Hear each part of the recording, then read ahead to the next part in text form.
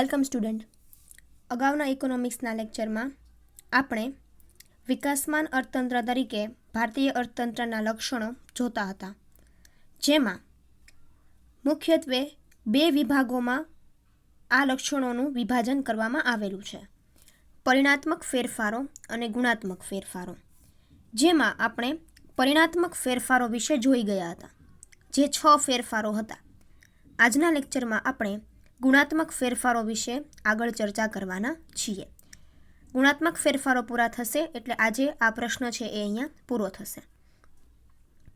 પરિણાત્મક ફેરફારો એટલે એવા ફેરફારો હતા કે જેમાં આપણે ભવિષ્યમાં પરિણામ કેવું આવશે એ આપણે અગાઉથી થોડી ઘણી ધારણા પ્રમાણે કહી શકીએ. અને ગુણાત્મક ફેરફારો એટલે એવા ફેરફારો કે જે આંકડાકીય માહિતી ઉપર વધારે આધારિત હોય છે. એટલે કે પહેલાં તમારા વિકાસ માટેના આંકડાઓ શું હતા અને અત્યારે વિકાસ માટેના આંકડાઓ શું છે કે ભવિષ્યમાં શું થશે, તેના માટે બંનેની તમે શું કરો છો? સરખામણી કરો છો. એટલે ગુણાત્મક ફેરફારો મુખ્યત્વે આંકડાકીય માહિતી દ્વારા મેળવી, સરખામણી કરી અને પછી તે ફેરફારોને ધ્યાનમાં લેવામાં આવે છે. તો ગુણાત્મક ફેરફારોમાં પહેલું છે રાષ્ટ્રીય આવકની સંરચનામાં ફેરફાર. રાષ્ટ્રીય આવક કોને કહેવાય? તો કે ભાઈ આપણા દરેક ક્ષેત્રની કુલ આવક ભેગી થાય, જેમાં ઉદ્યોગ હોય છે, ખેતી ક્ષેત્ર હોય છે અને સેવા ક્ષેત્ર પણ હોય છે. આ દરેક ક્ષેત્રની આવક ભેગી થાય અને જે તમને મળે છે તે તમારી રાષ્ટ્રીય આવક છે એ કહેવાય છે.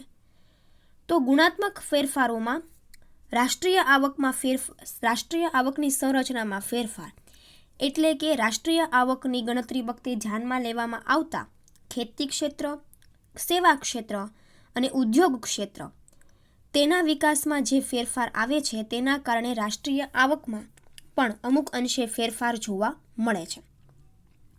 તમારી સ્ક્રીન ઉપર પોઈન્ટ નંબર 1 છે એ આપેલો છે, જેમાં અંડરલાઇન કરેલા વર્ડ્સ છે એના ઉપર તમારે વધારે ભાર દેવાનો છે, એટલે કે એ તમારે ખાસ યાદ રાખવાના છે. તો કે છેલ્લા 5 વર્ષમાં રાષ્ટ્રીય આવકના માળખામાં ઘણા ફેરફારો છે એ જોવા મળ્યા છે.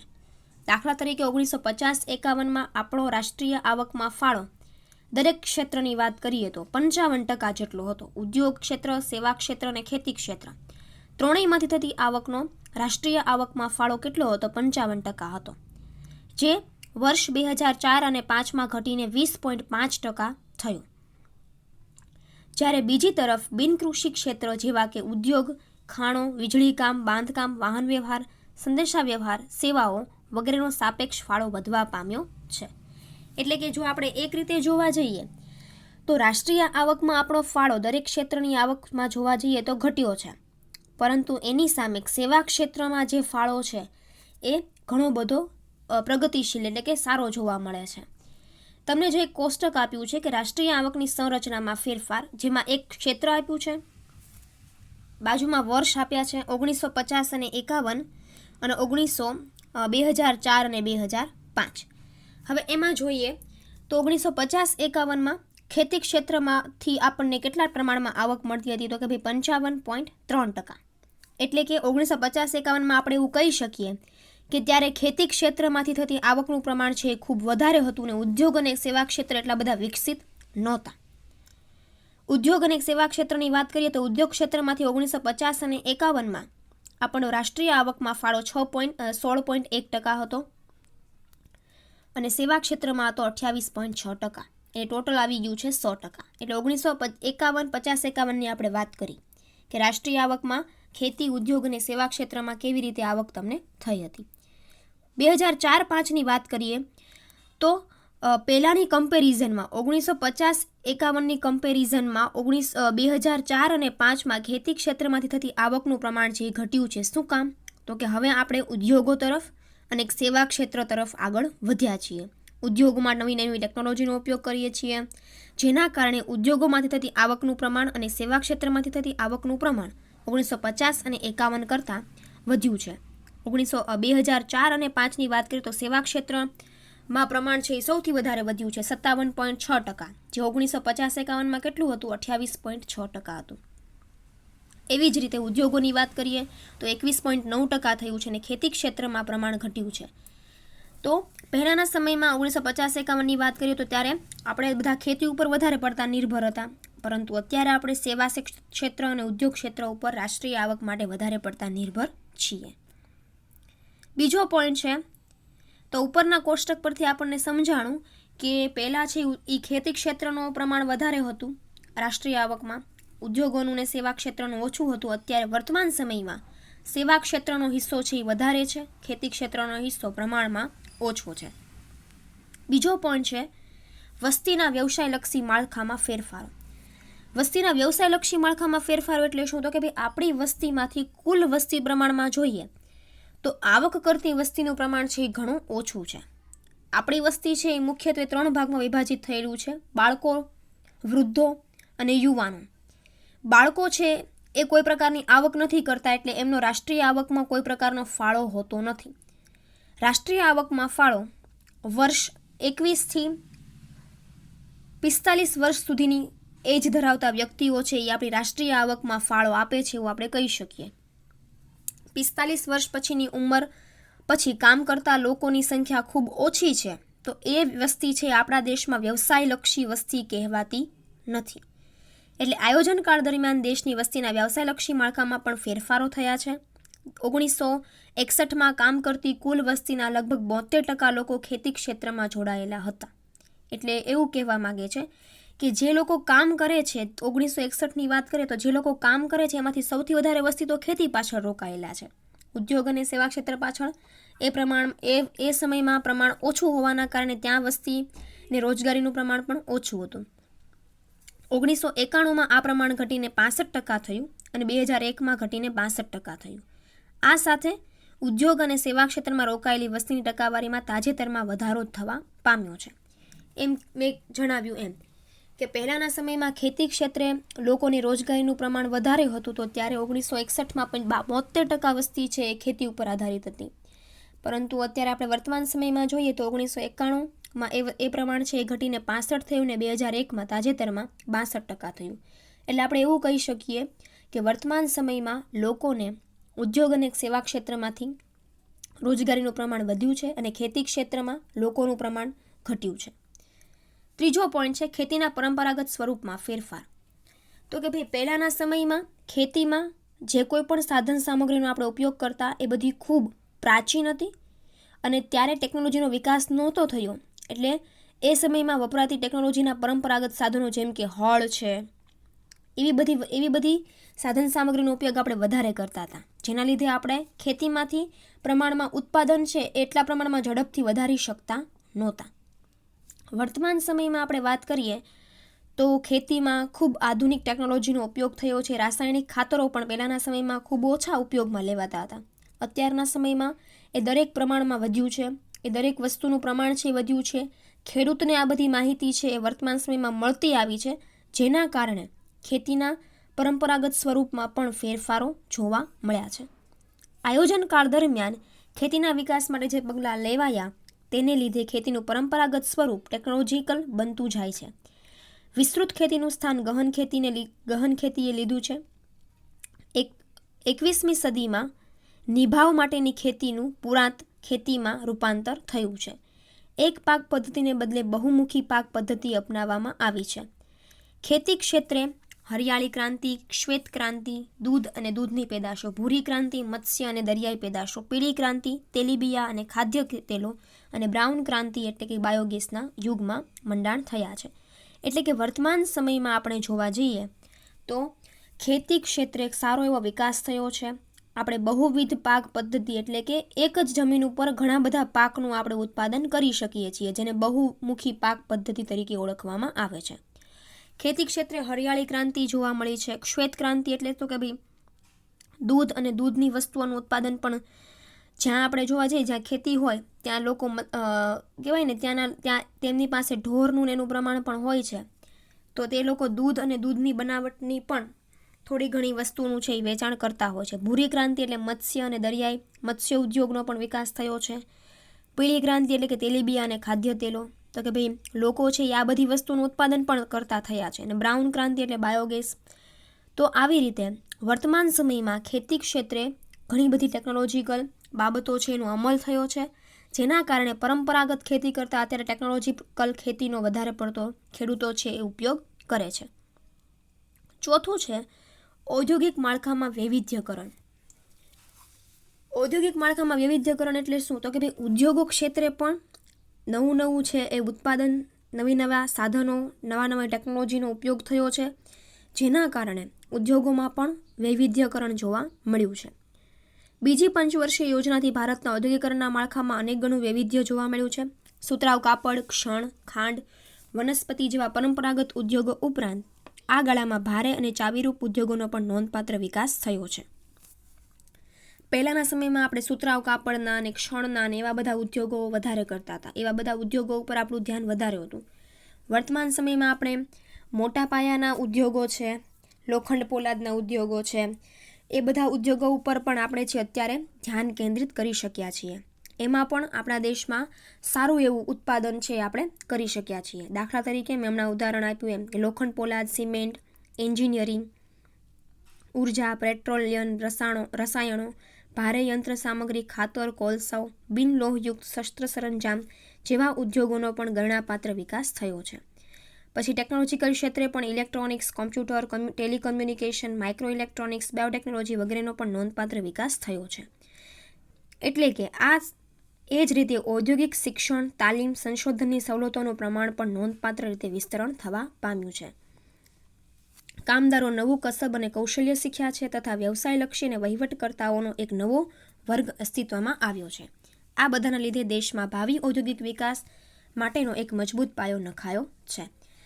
પહેલાં છે ને આપણે માત્ર સુતરાઉ કાપડ ને ક્ષણ ને એવા બધા ઉદ્યોગો ઉપર વધારે ધ્યાન આપતા હતા, પરંતુ વર્તમાન સમયમાં ટેકનોલોજી નવી આવી છે. લોકો ટેકનોલોજીને એક્સેપ્ટ કરતા થયા છે, એટલે કે સ્વીકારતા થયા છે, અને લોકો છે નવું કૌશલ્ય શીખ્યા છે. નવી ટેકનોલોજીને પણ એ લોકો સમજ્યા છે, શીખ્યા છે, અને એને પોતાના ઉદ્યોગમાં અમલીકરણ પણ કરે છે. જેના કારણે લોખંડ પોલાદના ઉદ્યોગો છે, એન્જિનિયરિંગના ઉદ્યોગો છે, પેટ્રોલિયમ રસાયણોના ઉદ્યોગો છે, ઇલેક્ટ્રોનિક્સ ટેકનોલોજી છે, કોમ્યુનિકેશન છે, શિક્ષણમાં પણ લોકોને છે એ આ બધી ટેકનોલોજી વાપરતા પહેલાં એ લોકોને શિક્ષણ આપવામાં આવે છે, તાલીમ આપવામાં આવે છે, જેના કારણે એ તાલીમ પામેલો એક આખો નવો વર્ગ આપણે ઊભો કરી શક્યા છીએ. અને એ તાલીમ પામેલો વર્ગ જ આપણા ઉદ્યોગોના માળખામાં નવીનતાઓ લાવે છે, અને તો કે ભાઈ લોકોને સારામાં સારું ઉદ્યોગ ક્ષેત્રે ઉત્પાદન કરતા શીખે છે અને શીખવાડે છે. ને સાથે સાથે આપણા દેશમાં પણ ઉદ્યોગો ક્ષેત્રે નવા આપણે કહી શકાય કે ભાઈ નવા ઉદ્યોગોને એ લોકો વધારે સારી એવી રીતે વૈવિધ્યપૂર્ણ બનાવે છે અને ઉદ્યોગ ક્ષેત્રે વિકાસ કરી શકીએ છીએ. પાંચમું છે આર્થિક વિકાસમાં રાજ્યનું મહત્વનું પ્રદાન તથા જાહેર ક્ષેત્રની નોંધપાત્ર વિકાસ. હવે આપણે એવું કહીએ કે ભાઈ દેશના વિકાસમાં જો દરેક રાજ્ય પોતપોતાની રીતે પોતાનો હિસ્સો વિકાસમાં આપે તો આપણે આપણા દેશનો આર્થિક વિકાસ પણ ઝડપથી કરી શકીએ છીએ. દરેક રાજ્યએ પોતાના વિકાસ માટે વિચારવું જોઈએ. જો રાજ્ય પોતાના વિકાસ માટે વિચારશે તો દેશનો વિકાસ ઓટોમેટિક છે એ થતો જોવા મળે છે. તો આયોજનકાળ દરમિયાન ભારતમાં થયેલ આર્થિક વિકાસમાં રાજ્યની ભૂમિકા પણ ખૂબ મહત્વની રહી છે. રાજ્યના અગ્રેસર અને ઉપક્રમશીલતા વિના ખાનગી સાહસ માટે પણ આર્થિક વિકાસમાં મહત્વનો ફાળો આપવો કદાચ મુશ્કેલ બને. રાજ્યએ ભારે અને પાયાના ઉદ્યોગોના વિકાસ માટે તેમજ ટેકનિકલ શિક્ષણ, તાલીમ, વૈજ્ઞાનિક સંશોધન, અદ્યતન ટેકનોલોજીની સવલતોનું વિસ્તરણ કરીને તેમજ આંતરમાળખાકીય સુવિધાઓ પૂરી પાડીને આર્થિક વિકાસ માટે એક સંગીન ભૂમિકા અને સાનુકૂળ વાતાવરણ સર્જન કર્યું છે. 1900 રાષ્ટ્રીય આવકની કુલ પેદાશમાં જાહેર ક્ષેત્રનો ફાળો 1950 અને 51માં 2.8% હતો, જે વર્ષ 2004 અને 5માં વધીને 25% જેટલો થવા પામ્યો હતો. એવું કહેવા માગે છે કે રાજ્યએ પોતાના ઉદ્યોગોના વિકાસ માટે જે કાંઈ પણ સવલતો, જે કાંઈ પણ ટેકનોલોજીઓ, જે કાંઈ પણ તાલીમ કે વૈજ્ઞાનિક સંશોધનો માટેની અદ્યતન સુવિધાઓ, એટલે કે વર્તમાન સમયમાં જે લેટેસ્ટ ટેકનોલોજી આવી હોય એની સુવિધાઓ રાજ્યએ પોતાના ઉદ્યોગોને પૂરી પાડી છે. એના કારણે દરેક રાજ્યો પોતાના ઉદ્યોગને વિકસિત કરવા તરફ લઈ ગયા છે, અને એનો ફાયદો આપણા દેશના આર્થિક વિકાસને થયો છે. રાજ્યમાં કાર્ય કરતા ઉદ્યોગોને રાજ્યએ આંતરમાળખાકીય સુવિધાઓ અને બધી જ પ્રકારની સવલતો આપી છે, જેના કારણે એક પ્રકારે ઔદ્યોગિક વાતાવરણ છે એ વિકાસ તરફ ગતિ કર્યું છે. અને એ વિકાસ છે એ અલ્ટિમેટલી આપણા આર્થિક વિકાસ, આપણા દેશના ઓવરઓલ આખા આર્થિક વિકાસને પણ થોડા ઘણા અંશે ફાયદો કરાવ્યો છે. એટલે જો રાજ્ય પોતાના ઉદ્યોગોને સુવિધાઓ પૂરી પાડે તો રાજ્યમાં ઉદ્યોગોનો વિકાસ થાય, તો એના આધારે ચોક્કસ રીતે દેશમાં પણ ઉદ્યોગો માટે આર્થિક વિકાસ થઈ શકે.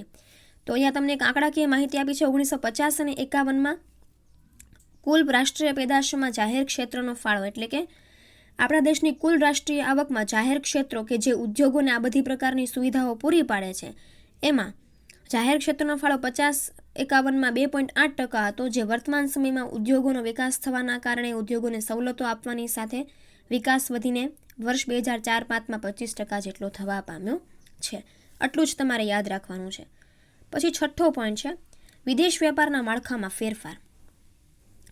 તો કે ભાઈ વિદેશ વ્યાપારના માળખામાં ફેરફાર છે એ નોંધપાત્ર રીતે જોવા મળ્યો છે. વિદેશ વ્યાપારના માળખાને ફેરફાર મુખ્યત્વે બે બાબતો સાથે જોડાયેલું છે.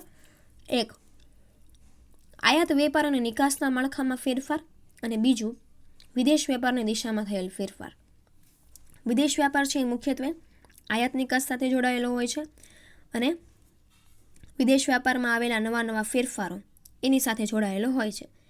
તો આયાત નિકાસમાં કેવા ફેરફારો આવ્યા છે? તો કે ભાઈ આયોજન પૂર્વે આયાત નિકાસના માળખામાં જે ફેરફારો આવ્યા છે એની વાત કરીએ તો કે આયોજન પૂર્વે પ્રથમ યોજના દરમિયાન ભારતની મુખ્ય આયાતો અનાજ, વપરાશી ચીજ વસ્તુઓ હતી, જ્યારે મૂડી સાધનો, યંત્રો, સામગ્રી, ઔદ્યોગિક કાચો માલ વગેરેની આયાતોનું પ્રમાણ ઘણું ઓછું હતું.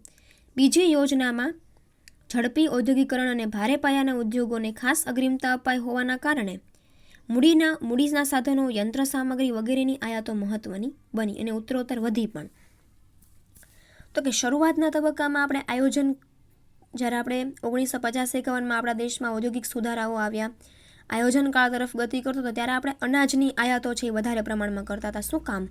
તો કે ત્યારે આપણો દેશ ખેતી ક્ષેત્રે વધારે પડતો ડિપેન્ડન્ટ હતો. ખેતી ક્ષેત્રે વધારે પડતી આપણી જરૂરિયાતો છે એનો આપણે આધાર રાખતા હતા. પરંતુ જેમ જેમ આયોજન કાળ દરમિયાન ઉદ્યોગ અને સેવા ક્ષેત્રનું પ્રમાણ વધતું ગયું, તેમ તેમ આપણે વિદેશમાંથી ઔદ્યોગિકરણને ધ્યાનમાં રાખી અને મોટા સાધન સામગ્રી અને યંત્રોની આયાત છે એમ પછીથી વધારી હતી.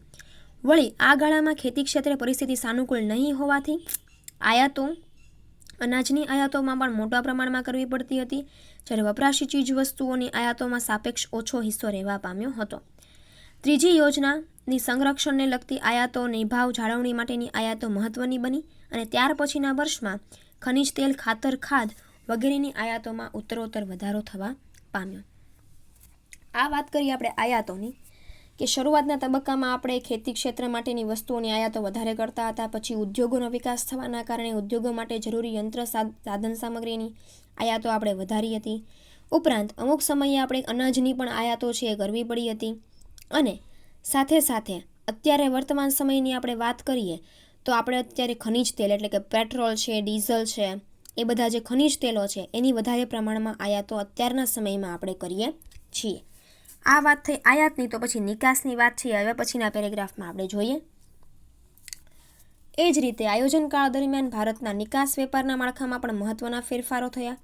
આ ગાળામાં નિકાસનું માળખું વૈવિધ્ય બન્યું. સુતરાઉ કાપડ, શણની બનાવટ, ચા, કૃષિ પેદાશો, જે પ્રણાલીગત નિકાસો ઉપરાંત અનેક નવી વસ્તુઓની નિકાસ પણ તાજેતરના વર્ષોમાં વધી છે. સાયકલ, સીવવાના સંચા, ડીઝલ એન્જિન, વાહનના યંત્રો, વિદ્યુત સાધનો, રમતગમતના સાધનો, પ્લાસ્ટિકની બનાવટો, હસ્તકળાની વસ્તુઓ, દાગીના, ઝવેરાત, તૈયાર કપડાં, ચામડાની બનાવટો અને ઇજનેરી વસ્તુઓ અને રસાયણો વગેરે. તો કે ભાઈ આયોજન કાળ દરમિયાન આપણા દેશમાં જે અહીંયા અંડરલાઇન કર્યા છે એ દરેક પ્રકારની વસ્તુની આપણે છે એ વિદેશમાં નિકાસ કરીએ છીએ. સુતરાઉ કાપડની, ચાની, શણની, પ્લાસ્ટિકની બનાવટની, સીવવાના સંચા, ડીઝલ એન્જિનની, જે ખૂબ મોટા પ્રમાણમાં આપણે છે એ વિદેશોમાં આપણે આપણા દેશમાંથી નિકાસ કરીએ છીએ. પછીનો પોઈન્ટ છે કે વિદેશ વ્યાપારની દિશામાં થયેલા ફેરફારો. તો કે ભાઈ આયોજન કાળ દરમિયાન આપણને બધાને ખબર છે કે આપણે વિદેશ વ્યાપારનું પ્રમાણ પણ વધાર્યું. સ્વતંત્રતા પૂર્વે ભારતના વિદેશ વ્યાપારની તુલના ખર્ચના લાભ અનુસાર નહીં પરંતુ બ્રિટિશ સામ્રાજ્યના હિતને અનુલક્ષીને કરવામાં આવતી. આથી સ્વાભાવિક રીતે જ ભારતનો મોટાભાગનો વિદેશ વ્યાપાર બ્રિટન અને સ્ટર્લિંગ વિસ્તારના દેશોમાં કે તેમની સાથે થતો હતો.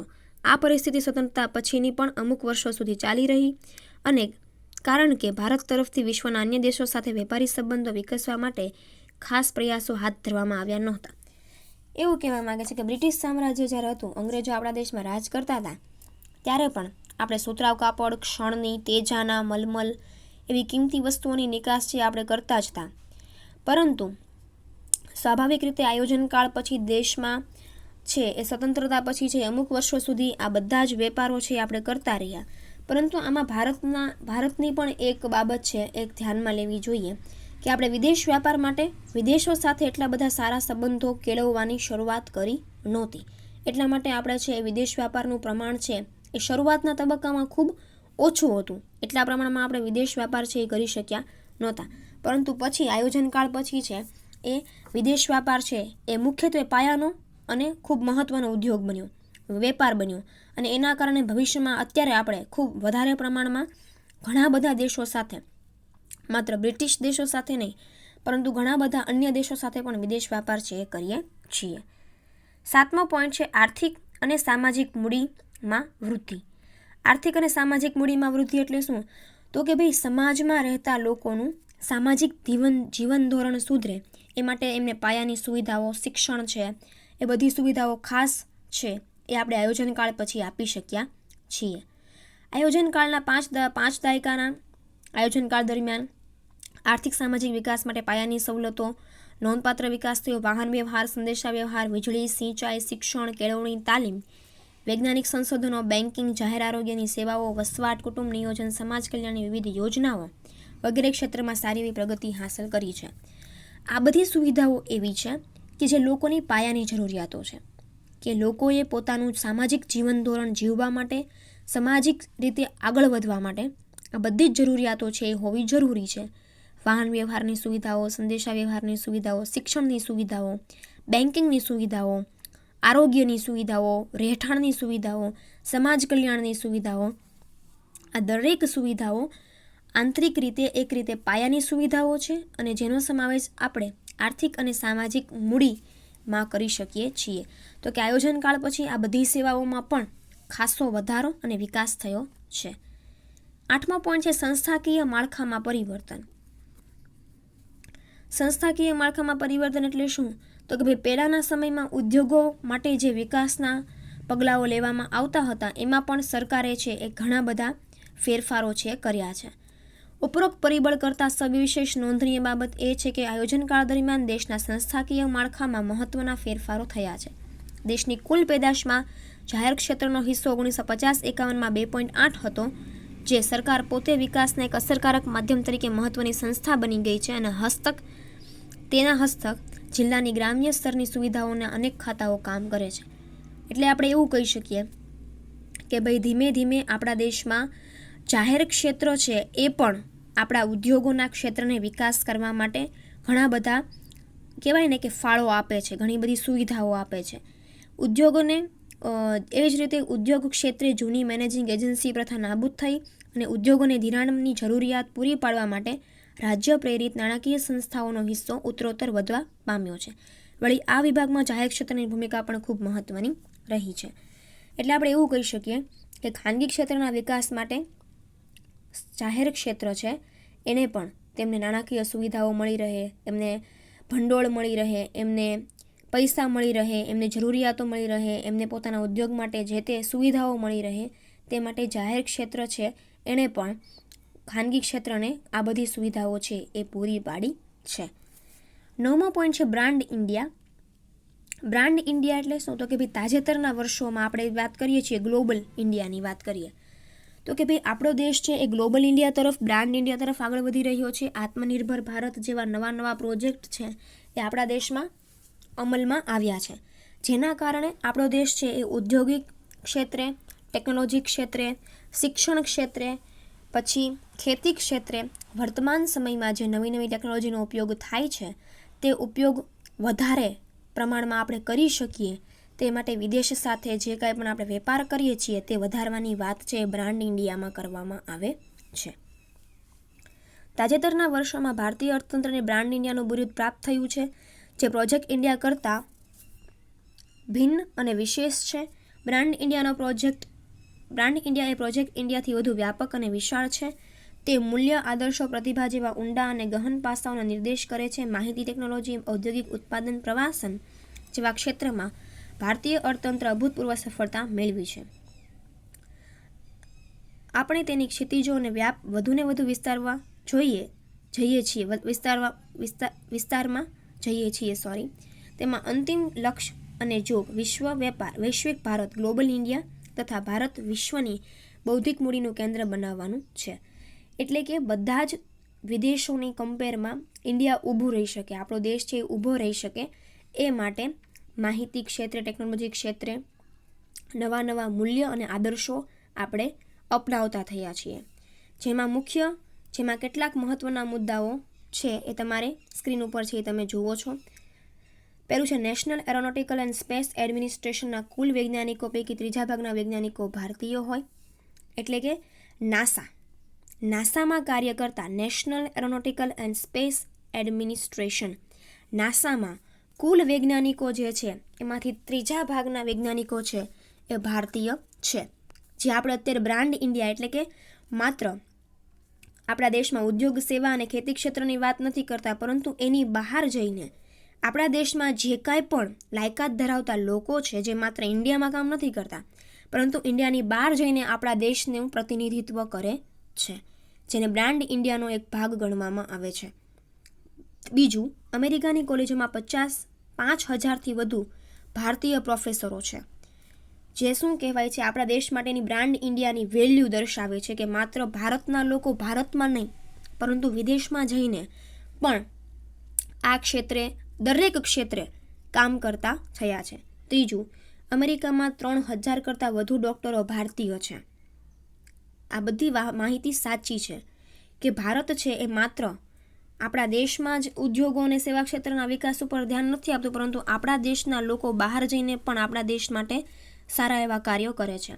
જનરલ ઇલેક્ટ્રોનિક્સ જેવી બહુરાષ્ટ્રીય કંપનીઓએ સંશોધન અને વિકાસ માટેનું તેનું બીજું કેન્દ્ર 1,000 PhD ધારકો સાથે ભારતમાં સ્થાપ્યું છે.